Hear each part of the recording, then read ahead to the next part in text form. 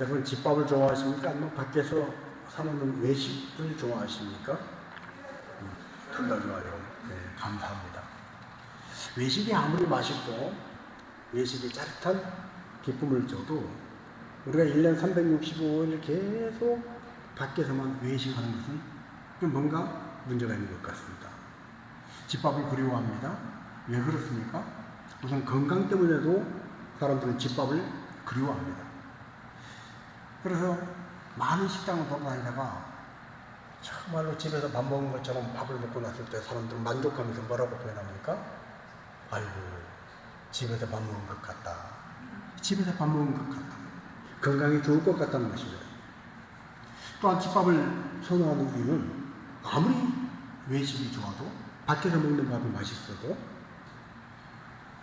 집에 들어와서 집에서 먹는 밥이 중요한 것은 우리의 건강뿐 아니라 경제적으로도 문제가 있고 정서적인 유대감에도 문제가 있기 때문에 우리는 집에서 먹는 밥을 중요하게 여기는 것입니다. 영적으로도 마찬가지입니다. 우리가 영적으로 다양한 통로에서 우리는 은혜를 받을 수 있습니다. 라디오에서 흘러나오는 어떤 전파를 통해서도 은혜 받을 수 있고 책을 통해서도 은혜 받을 수 있고 일상생활의 삶 가운데 어떤 간증을 통해서도 우리는 은혜를 받을 수 있습니다. 그러나 가장 중요한 것은 하나님이 내게 속하라고 허락하신 몸된 교회의 예배에서 은혜 받는 것입니다. 내가 속한 몸된 교회에서 그 예배에서 은혜 받는 것, 이것이 영적 건강의 비결이라는 것입니다. 어떤 사람이 영적으로 건강하고 영적으로 하나님 모시기에 정말 바람직한 신앙생활을 하는가? 하나님께서 허락하신 몸된 교회, 생기는 몸된 교회의 그 예배에서 은혜 받는 사람입니다. 자, 그렇다면 오늘 우리가 드릴 예배는 어떤 예배가 되어야 할까? 우리가 은혜 받는 예배가 되기 위해서 그 예배는 어떤 예배가 되어야 할 것인가? 우리는 어떻게 예배해야 할 것인가? 요한복음 4장 24절은 예수님께서 친히 우리가 어떻게 예배해야 할지를 말씀하고 계십니다. 자, 같이 한번 읽습니다. 하나님은 영이시니 예배하는 자가 영과 진리로 예배할지니라. 아멘. 하나님 앞에 예배하는 자는 영으로 예배해야 한다. 영으로 예배하라. 영으로 예배하라는 것은 성령의 감동을 받아서 성령의 능력을 힘입고 예배하라는 것입니다. 성령 안에서 예배하라는 것입니다. 이 말은 어떤 말과 반대가 되는 것입니까? 성령의 능력을 힘입지 않고 하는 예배, 그건 영적인 예배가 아니라는 것입니다. 성령 안에서가 아닌 자기 열심과 자기 과시와 자기 우를 드러내기 위한 자기 만족을 위한 예배는 영적인 예배가 될 수 없다는 것입니다. 그래서 영적인 예배는 성령의 능력을 힘입어서 성령 안에서 드리는 예배입니다. 그런데 너무나 많은 그리스도인들이 너무나 자주 신령한 마음이 결여된 채로 형식적으로, 의식적으로 그냥 드러난 외식적인 예배로 예배를 끝냈다 만족할 때가 있습니다. 그러면 그것은 하나님이 바르신 영적 예배가 될 수가 없고 은혜가 없는 예배가 될 수가 있다는 것입니다. 오늘 우리가 하나님께서 바르신 예배가 될 뿐 아니라 하나님의 예배를 통하여 내게 은혜를 주시고 그 은혜의 힘과 능력을 공급받아서 내가 은혜의 힘으로 살아가는 진정한 그리스도인이 되기를 원한다면 우리는 영으로 예배하는 자가 되어야 할 줄로 믿습니다. 영으로 예배한다는 것은 형식적으로 예배하는 것이 아닙니다. 의식적으로 예배하는 것이 아닙니다. 습관적으로 나의 시간을 들여서 예배하는 것이 아닙니다. 영으로 예배한다는 것은 나의 모든 것을 하나님께 드리는 것입니다. 나의 모든 삶 전체를 하나님 앞에 드리는 그 신앙의 고백으로 드리는 것이 영적 예배입니다. 이 영적 예배가 되기 위해서 오늘 우리는 끊임없이 성령의 감동을 받아야 됩니다. 성령이 나를 주장해 주셔서 오늘 내가 예배할 수 있다. 그 감동을 가지고 예배해야 할 줄로 믿습니다. 우리가 하나님 말씀을 자주 접할 수 있습니다. 깊은 산속에서 책을 읽으면서 차를 타고 가면서 전파를 통해서 찬양을 통해서 간증을 통해서 은혜를 많이 받을 수 있습니다. 그러나 정말로 우리 영적 건강을 위한 진정한 예배는 하나님께서 허락하신 몸된 교회의 예배를 통해서 그 은혜를 받아야 하는데 그 몸된 교회의 예배를 통한 은혜를 받기 위해서는 우리가 영적 예배를 드려야 되는데 그 영적 예배를 드리기 위해서는 그 예배의 자리에 내가 앉아있고 예배 자리에 참여할 수 있다는 그 자체가 하나님의 성령의 감동과 하나님 베풀으신 은혜라는 것, 그 기쁨을 가지고, 감동을 가지고 예배에 임해야 하는 것입니다. 오늘 우리가 영적 예배를 드린다는 것은 내가 어떤 지식을 가지고 내가 철저히 잘 준비를 하고 내가 뭔가 계획을 잡고 나를 과시하고 나를 충분히 이 정도면 드러내도 되겠다는 자신감을 가지고 있는 그 자리가 영적 예배의 자리가 아니라는 것입니다. 그러나 오늘 수많은 사람들이 예배의 자리에서도 하나님을 드러내고 하나님께만 영광 돌리고 하나님의 영에 붙잡혀서 드려야 할 예배를 나를 드러내고 나의 의를 자랑하고 뭔가 내가 철저하게 잘 준비해서 빈틈없는 흐트러짐 없는 나를 보여주고 싶어하는 그런 예배에 임할 때가 있습니다. 이 예배는 영적 예배가 아니고 육적인 예배라는 것입니다. 또한 동시에 예수님은 진리로 예배하라 말씀하십니다. 진리로 예배하라. 자, 진리로 예배하라는 것은 하나님께서 우리에게 가르쳐 주신 진리를 깨닫는 그 하나님께서 세상 그 어떤 지식이 아닌 하나님께서 주신 진리를 통해서 우리가 진리를 깨닫음으로 오는 그 기쁨과 감동을 가지고 예배하라는 것입니다. 여러분, 진정한 예배는, 진리로 하는 예배는 하나님이 주신 진리를 깨닫는 그 감동과 기쁨이 있는 예배인 줄로 믿습니다. 또한 동시에 이 말은 내가 진리이신 하나님을 많이 알고 하나님을 은혜로 인하여 깨닫고 만났지만 아직도 나는 진리 되신 하나님을 내가 모르고 있는 하나님에 대한 이 진리에 대해서 내가 깨닫고 배워야 할 부분이 많다는 것을 철저하게 겸손하게 인정하는 것, 여기에서부터 진리의 예배는 시작되는 것입니다.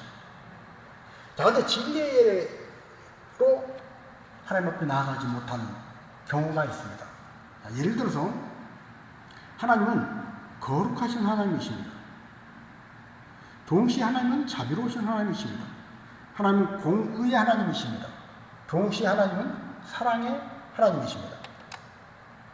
그런데 진리가, 우리에게 선포된 진리가 이 모든 하나님의 거룩하신 하나님, 자비하신 하나님, 우리가 거룩하게 구별되어 있는 하나님, 자비하신 하나님, 우리와 함께 하시고 우리와 가까이 계신 하나님, 공의의 하나님, 동시에 모든 것을 용서하시고 감싸주신 사랑의 하나님을 우리는 균형감 있게 받아들여야 하는데, 말씀을 전하는 자가 됐건 말씀을 듣는 자가 됐건 어느 한쪽에 치우치면 그건 진리로 예배하는 자가 아니라 그릇된 왜곡된 진리로 자기 신념으로 예배하는 것입니다. 자, 무슨 말인가? 하나님은 자비하신 분이야. 하나님은 우리와 함께 하시오. 하나님은 우리의 모든 걸 다 용서해 주시오. 사랑의 하나님이시오. 이걸 너무 강조하면 사람들의 마음이 어떻게 됩니까?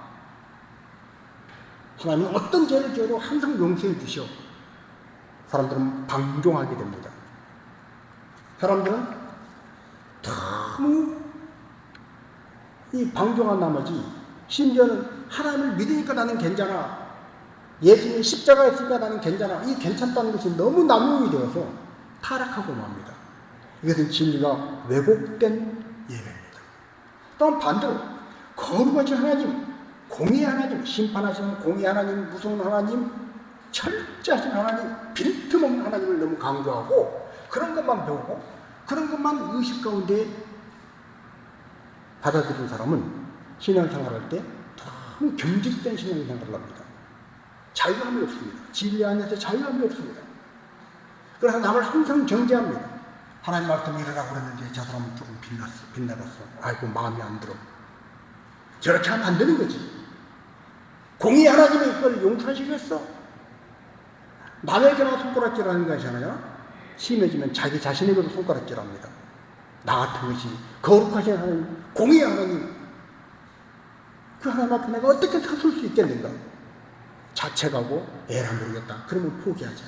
자포자기합니다. 경직됩니다.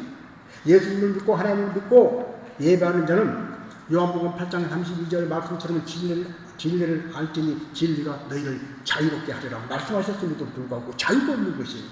그래서 신앙생활을 할 때 다 자유를 누리고 기쁨을 누리고 살아가야 하는데, 갈라디아서 6장 6절 말씀처럼 그리스도께서 너에게 자유를 주셨으므로 그러므로 다시는 종의 멍에를 매지 말라 하셨음에도 불구하고 매일매일 종의 멍에를 메고 경직되게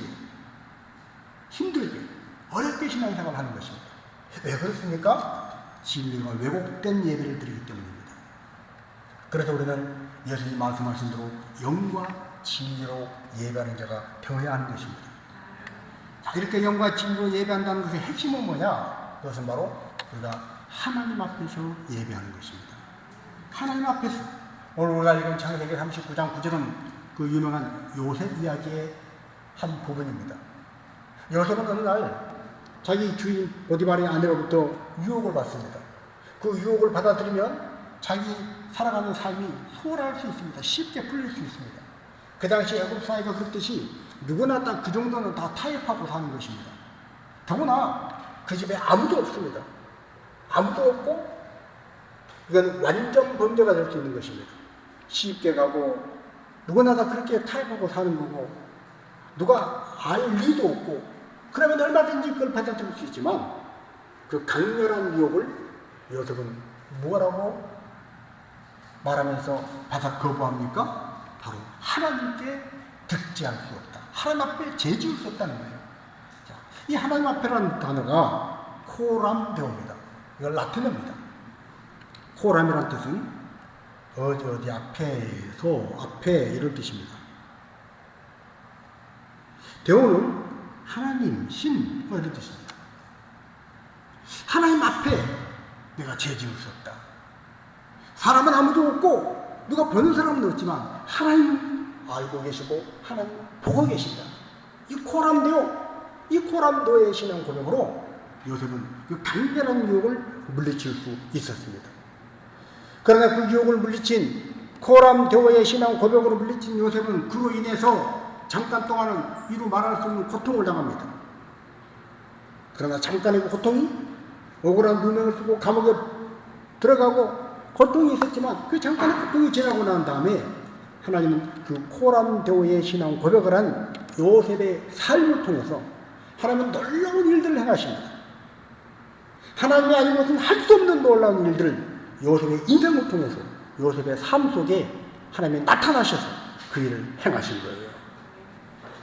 결국 하나님은 요셉을 통해서 우리가 아는 것처럼 그 위대한 사람 요셉, 애굽의 총리가 되어서 수많은 사람을 구원하는 그 하나님의 놀라운 계획에 요셉을 주인공처럼 사용하신 것입니다. 코람데오는 그래서 우리 신앙의 핵심이 되어야 합니다. 예수님도 이 땅에 계시면서 하나님 앞에서 사람 앞에 아닙니다. 군중들 앞에 아닙니다. 대제사장들 종교의 전통이 아닙니다. 하나님 앞에서의 사상으로 이 땅의 삶을 사셨습니다. 어느 날 예수님이 이제 장차 예루살렘에 올라가서 십자가를 지고 죽을 것이다 하고 말씀하셨더니 가장 성격 급하고 의리가 충만한 베드로가 나서서 뭐라고 얘기합니까? 주님, 결코 그런 일이 주님 앞에 생길 수 없습니다. 뭐 자세하게 성경에 안 나오지만 예를 들어서 베드로는 그런 일이 생기지 않도록 내가 지키겠습니다. 내가 두 눈 뜨고 있는 한 주님한테 그런 일이 생기지 않습니다. 딱 그러고 나섰을 거예요. 얼마나 우리가 충만합니까? 얼마나 믿음직스럽습니까? 얼마나 예수님 입장에서 야 많은 제자가 있지만 이 베드로 참 수제자답다 그러지 않았겠습니까? 그런데 예수님은 그 베드로에게 뭐라고 말씀하십니까? 사탄아 내 뒤로 물러가라. 너는 사람의 일을 생각하지 하나님의 일을 생각하지 아니하는도다. 항상 예수님이 이 땅에 사시면서 사람의 일이 아닌 하나님의 일을 생각하셨습니다. 십자가의 고통을 눈앞에 두고 연약한 인간의 몸을 입은 예수님은 그 십자가의 고통이 너무 끔찍스러웠습니다. 정말로 피하고 싶었습니다. 주여 이 잔이 지나갈 수가 있다면 그렇게 해 주시옵소서. 아버지요. 그러나 내 원대로 마시고 아버지의 원대로 되기를 원하나이다. 여러분 그 십자가의 고통이 얼마나 끔찍했을까요? 여러분이 생각하는 끔찍한 일은 어떤 겁니까? 초등학교 아이들은 예방주사, 불주사 맞는 거 정말 끔찍한 일이었습니다. 요즘은 어쩐지 모르겠지만 옛날 6학년이 되면 6학년 초기에 꼭 불주사를 맞았습니다. 주사바늘 불에 달구어서 뜨거운 불주사라고 선배들이 자기들은 그거 맞았다고, 니들 그거 맞으면 이제 어깨에 막 뭐가 올라오고, 불주사 맞으면 뜨거워서 막 불타고, 막 무용담을 망들어 놓습니다. 그러지 않아도 주사 맞는 것이 무서운 아이들은 그 얘기를 듣고 학교를 안 가려고 합니다. 여러분, 그 불주사를 앞두고 있던 어린아이의 심정, 그 심정 이해가 되십니까?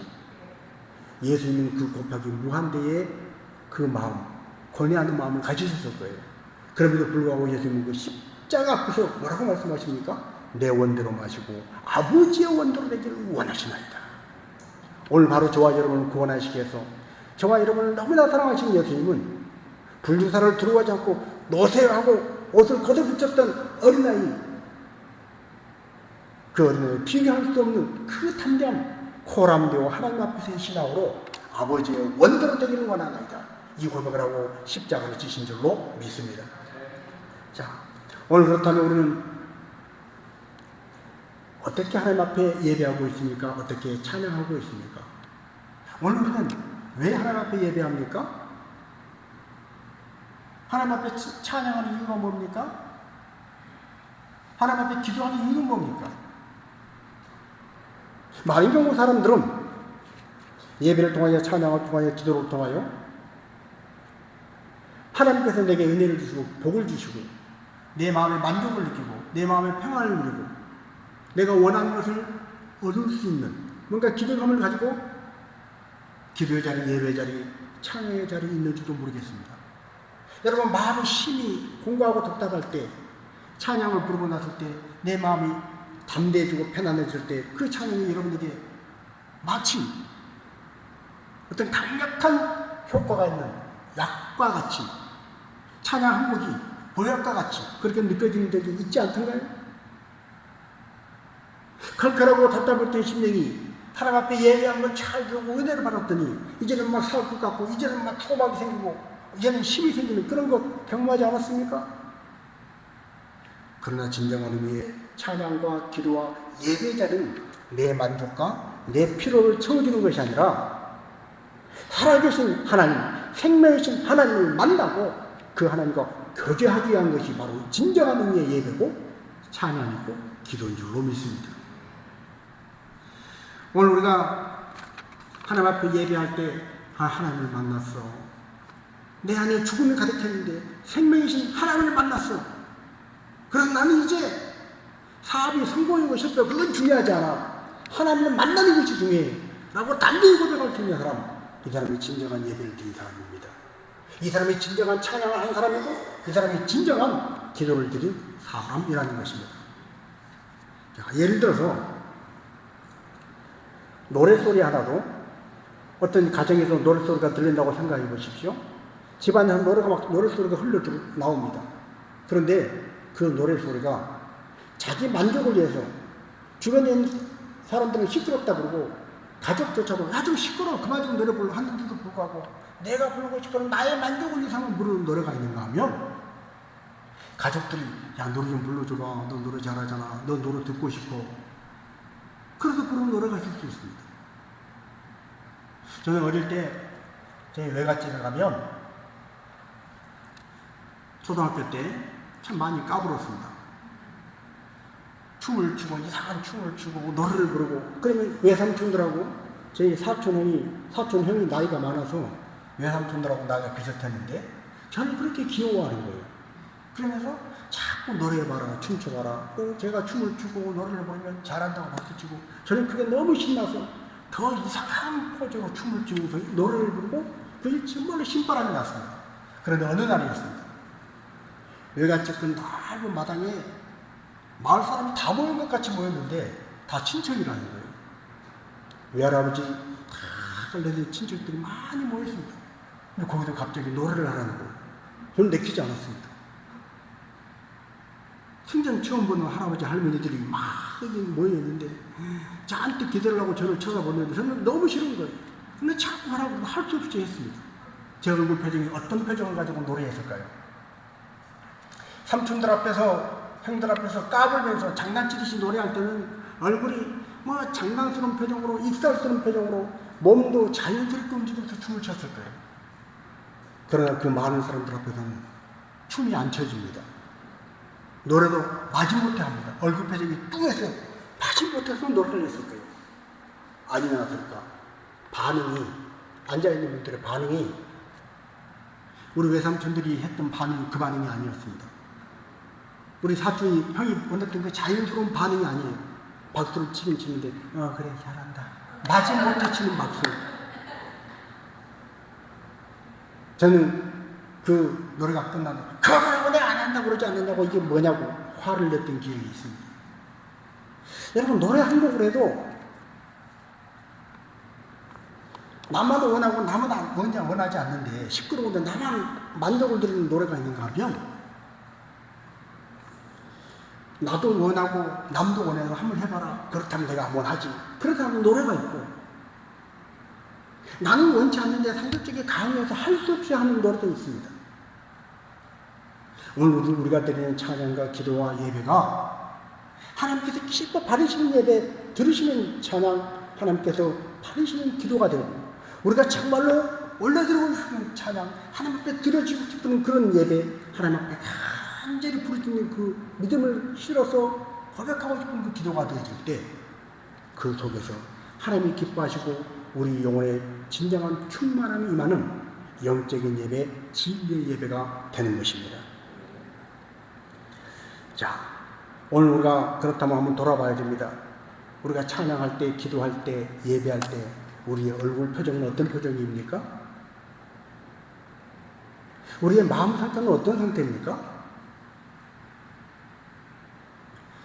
저는 어렸을 때 우리 외삼촌들 그렇게 진심으로 나를 귀여워해주고 예뻐하고 잘한다고 박수 쳐준 그 외삼촌들 앞에서, 사촌 형 앞에서 까불면서 춤추고 노래했던 그 즐거운 기쁨을 잊을 수가 없습니다. 오늘 우리가 그런 얼굴 표정으로, 그런 마음으로 하나님 앞에 예배합니까? 그렇게 찬양합니까? 그렇게 기도합니까? 아니면 수많은 친척들이 있는데 무서운 얼굴을 하고 있는 할아버지 할머니들 앞에서 처음 보는 할머니 할아버지 앞에서 하기 전에 억지로 등땜을 하는 그 어린아이 얼굴 표정처럼 그렇게 찬양하고 그렇게 예배하고 있지는 않습니까? 어느 교회가 여름 수련회를 다녀왔는데 여름 수련회 다녀온 간증에 은혜로운 간증이 있었습니다. 한 젊은 부부가 학생들이 수련회를 하는데 가서 도와주기 위해서 참여를 했습니다. 그런데 남편은 목 디스크 때문에 디스크 수술을 하고 목에다가 기부술을 한 상태로 수련회에 참석을 했습니다. 아내도 참석을 했습니다. 그런데 수련회 첫날 밤에 이유를 알 수 없는 이유, 찾을 수 없는, 왜 그렇지 이유를 찾을 수 없는 그런 것 때문에 이 부인의 옷에 피가 흥건히 젖어 있었습니다. 밤새도록 이게 무슨 일일까? 이거 죽을 병일까? 부부는 잠을 못 자고 뒷날 급히 목사님께 연락을 해서 이 병원 저 병원 검사를 했습니다. 근데 가는 곳마다 병원에서 괜찮습니다. 뭐 방사선 짤 필요 없고 사진 찍을 필요도 없고 그냥 괜찮습니다. 그런데 밤에 한숨 잠을 자지 못하고 이 젊은 부부가 걱정하면 이 병원 저 병원 찾아다니면서 그래도 뭔가 찜찜하고 그러고 다녔다는 얘기를 듣고 그 사모님이 그때부터 간절히 기도를 하는 거예요. 하나님, 다른 가정도 아니고 이 가정은 정말로 우리 교회에서 제일 충성된 부부인데 왜 이 가정을 자꾸 이렇게 건드리십니까? 이 부부는 안 건드려도 알아서 잘 할 그런 가정입니다. 하나님, 무슨 이유 때문인지 모르지만 왜 이 가정을 힘들게 합니까? 왜 이런 일이 생겼습니까? 막 사모님이 간절히 중보 기도를 하더라는 거예요. 아무리 생각해도 하나님께서 그 가정이 남편은 목 디스크로 수술하고 기부술을 하고 그 뜨거운 여름에 수련회에 참석하고 그 힘들게 목을 붙잡고 막 어린이들 이렇게 해야 될 이유가 없고 그 안에도 그렇게 충성되고 헌신된 그 아는데 이유를 알 수 없는 밤에 피가 흥건히 젖어가지고 밤새도록 밤잠 한잠 못 자고 이 병원 저 병원 이 걱정거리가 툭 하고 떨어진 이 가정, 그 가정을 그렇게 중보하고 기도했다는 거예요. 그런데 결국 마지막 한 군데 병원을 들어가보자. 그리고 병원 가서 정밀 검사를 했는데 정말로 아무 일이 없더라는 거예요. 그때서야 이 아내가 사모님 앞에 사모님 사실은 하고 이런 얘기를 고백하더라는 거예요. 수련회 참석하려고 그러는데 자기가 몸이 10개라도 감당할 수 없을 만큼 너무 바빴다는 거예요. 집안일도 그렇고 직장일도 그렇고 너무 바쁘고 힘든데 남편까지 목 디스크로 수술을 했어요. 기부술을 했어요. 그래서 남편이 수련회를 참석을 하겠다는 거예요.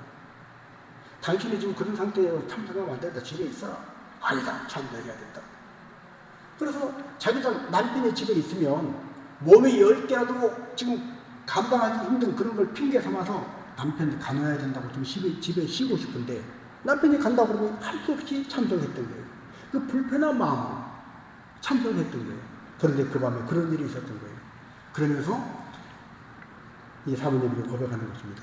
사모님, 제가 그런 마음 상태를 가지고 수련회에 참석했더니 하나님께서 제게 은혜 받으라고 저를 흔들어서 깨뜨리신 것 같아요.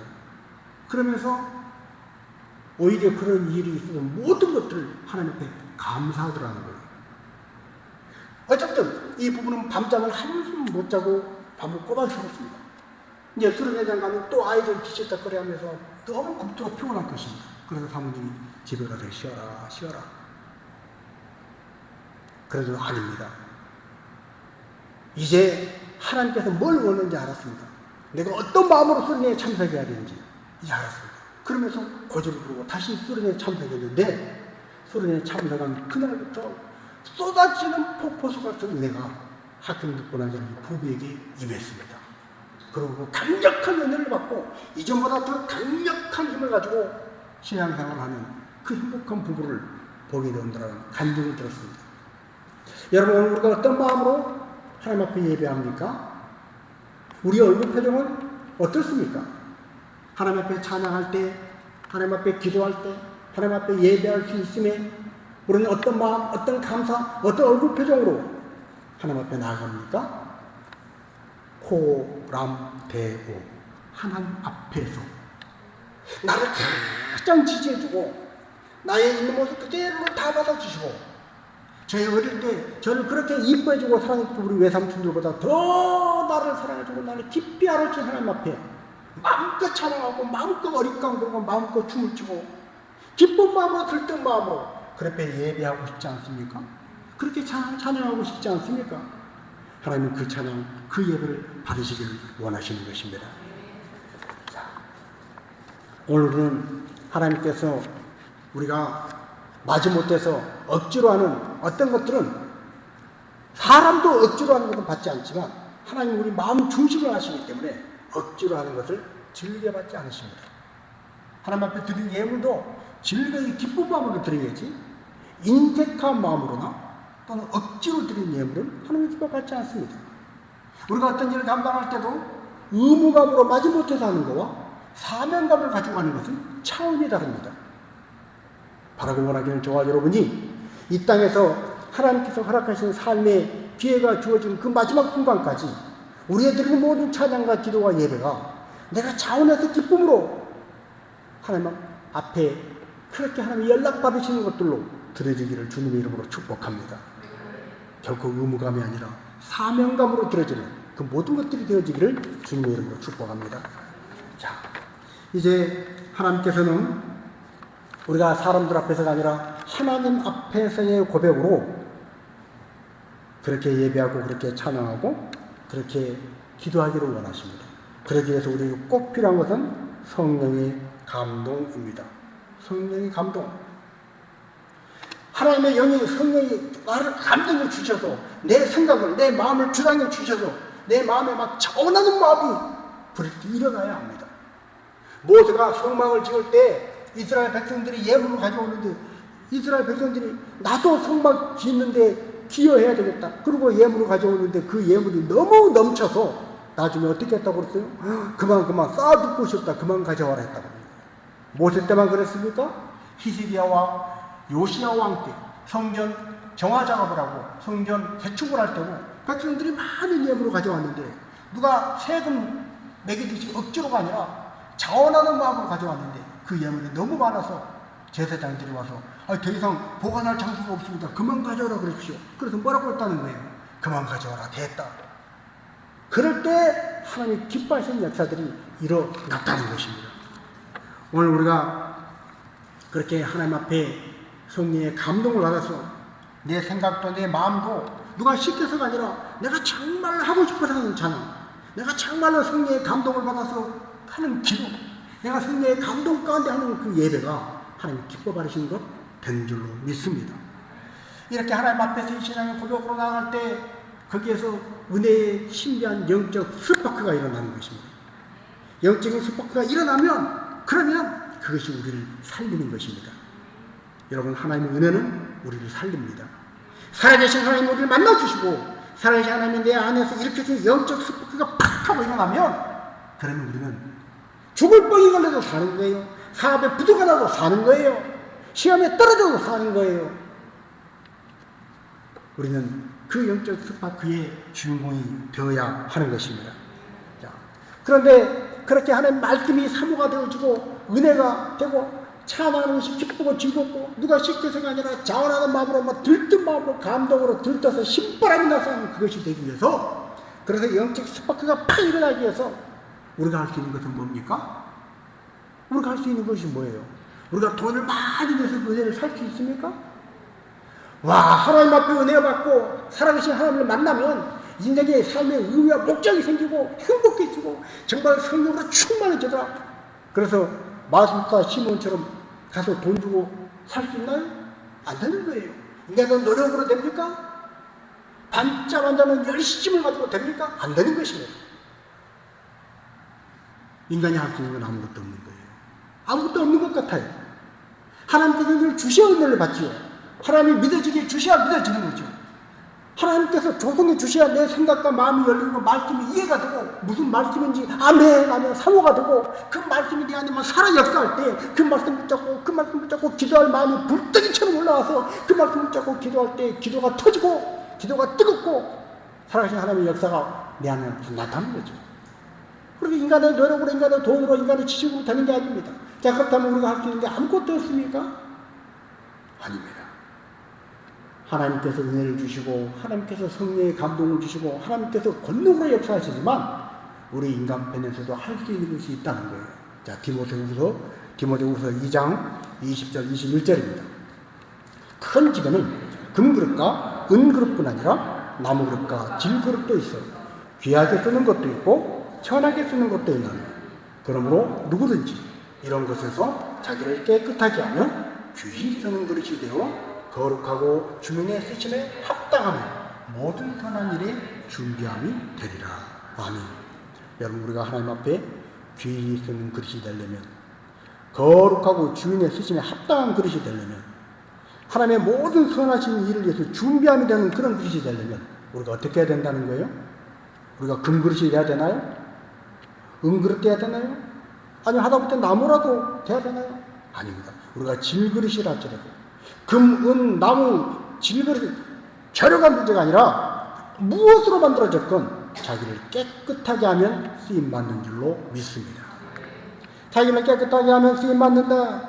여러분, 그래서 손바닥이 딱 하고 부딪히는 것처럼 하나님 말씀을 믿어지게 해주세요. 내게 믿음이 생기게 해주세요. 말씀을 사모하고 정말로 살아있는 영적 기도를 하고 하나님이 가르치는 내게 찬양하기를 원합니다 하고 기도하는 것이 먼저일까? 아니면 하나님이 감동을 주셔가지고 내가 찬양하고 싶다, 기도하고 싶다, 내 강력한 마음으로 하나님 앞에 예배하고 싶다, 이 마음이 먼저일까? 어느 것이 먼저일까요? 우리의 손바닥이 소리가 나려면 두 손바닥이 동시에 부딪혀야 합니다. 그래서 우리가 하나님 앞에 그 은혜를 사모하고 간구하는 기도를 하고 하나님 믿어지게 해주세요, 내게 은혜를 주세요 간구하는 믿음뿐 아니라 하나님께서 믿어지는 마음을 주시는 그 마음, 이 모든 것들이 손바닥이 부딪히듯이 하나님께서 허락하신 데에 신비로운 현상으로 우리에게 경험되어질 때 우리 안에 거룩한 변화가 일어나기 시작하는 것입니다. 그래서 우리는 주님 안에서 놀라운 영적 체질이 변화되는 경험을 하게 됩니다. 그때부터 우리의 찬양이 달라집니다. 그때부터 예배가 달라지는 거예요. 그때부터 말씀에 대한 반응이 달라지는 거예요. 그래서 영혼이 살아나는 거예요. 영혼이 충만해지는 거예요. 이런 놀라운 역사가 우리 모두에게 있어지기를 주님의 이름으로 축복합니다. 자, 그런데 여러분, 사람이 할 수 있는 것이 없고 사람이 할 수 있는 사람의 노력으로 되는 것도 아니라고 했습니다. 그럼에도 불구하고 정말로 힘들고 어렵지만 해야 할 이유가 있습니다. 여러분, 영 셀던이라고 하는 미국 드라마가 있습니다. 이 미국 드라마는 아이크가 187인 이 셀던 리 쿠퍼라고 하는 주인공 이야기인데, 아이크 187이에요. 15살에 독일 하이델베르크 교수로 갔고, 그리고 16살에 다시 캘리포니아 공과대학 칼텍으로 돌아와서 칼텍 교수로 있고 이론 물리학계의 최고급. 그런데 이 친구는 11살에 대학을 가요. 14살에 대학을 수석으로 졸업하고, 뭐 이런 캐리어가 있지만, 아이큐가 187이지만 머리는 똑똑한데 이 감성적으로 공감하고 모든 걸 이성적으로 논리적으로만 생각하지 감성적으로 반응하고 다른 사람과 어울리는 이런 쪽에 너무 불편해요. 아니, 불편해하는 정도가 아니라 그게 잘 안 되는 거예요. 심지어는 자기 아버지가 어느 날 심장마비로 죽었습니다. 심장마비로 죽었는데 자기 여동생도 가서 그 심장마비로 죽은 아버지 앞에 자기 감정을 표현하는 거예요. 아빠 사랑해. 자기 형은 고등학교 중퇴했습니다. 형도 아빠한테 가서 무엇을 어떻게 말해야 할지 관에 누워있는데 아빠에게 마지막 인사를 합니다. 그러나 저는 그런 걸 못하는 거예요. 자, 잠깐 그 미드 장면 한 장면 보시겠습니다.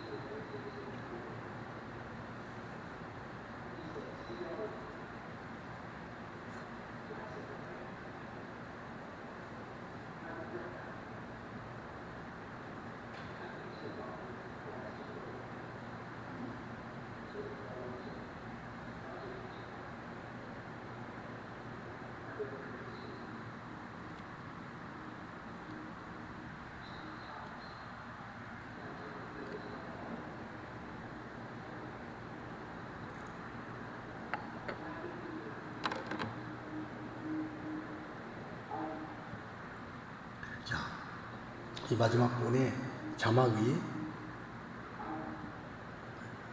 중요한데, 뭐라고 그랬죠? 잠깐만요. 저렇게 말했더라면 좋았을 텐데, 이게 무슨 말이냐면 실제로는 그렇게 하지 않았어요. 자기 여동생도 오빠도 그렇게 하지만 셜던은 결국은 이 말조차도 상상으로만 했습니다. 그렇게 자기 표현을 못하는 그 셜던이 아빠의 죽음 앞에서 젊은 아빠가 아침에 갔다 올게 그러고 나갔는데 심장마비로 죽었다는 소식을 들었습니다. 다른 여동생도 형도 엄마도 할머니도 다 감정을 표현하고 슬픔을 표현하고 그 아픔을 눈물을 흘리면서 그걸 겪어나가는데 셜드는 공감을 못하는 거예요. 눈물 한 방울 흐르잖아요. 그럼에도 불구하고 이 셜드는 이성적으로만 생각되는 자기 그 환경 속에서 나름대로 무지하게 노력을 합니다. 그리고 결국 어떻게 하는 거예요? 아침에 아빠가 잘 갔다 올게. 엄마가 4시에 우리 가족 사진 찍으니까 4시 시간 맞춰 와요. 알았어? 나가는 장면을 끊임없이 반복해서 회상을 합니다. 그때 이렇게 했으면, 이렇게 했더라면, 이렇게 할 것을. 그러면서 마치 하지 않았던 걸 한 것처럼 반복해서 회상하는 씬이 있습니다. 자, 그 씬을 한번 보여드리겠습니다.